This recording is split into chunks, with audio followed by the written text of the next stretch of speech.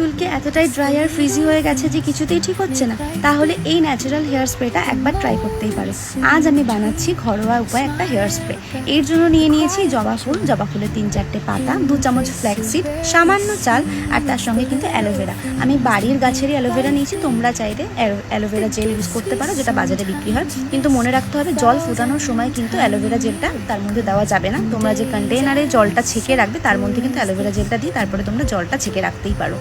তো এটাকে মোটামুটি 2 কাপ জল নিয়েছিলাম। তো 2 কাপ জলটাতে ফুটিয়ে আমি 1.5 কাপ মতো করেছি। তারপরে আমি যেহেতু বাড়ির গাছের অ্যালোভেরা নিয়েছিলাম, তো সেটাকে ছাড়িয়ে সুন্দর করে পরিষ্কার করে আমি টেক্সচারটাকে পুরো একদম সফট করছিলাম, যাতে বোতলে ভরতে সুবিধা হয়। তো মোটামুটি হয়ে গেছিলো। হয়ে যাওয়ার পরে আমি এই জলটাকে ছেঁকে একটা কন্টেইনারে রেখেছি। তো তোমরা এটাকে মোটামুটি 1 সপ্তাহ ধরে ইউজ করতে পারো। একদিন পরও তোমরা ইউজ করতে পারো, স্ক্যাল্পে ম্যাসাজ করতে পারো। এছাড়াও তোমরা ডেলি ইউজ করতে পারো।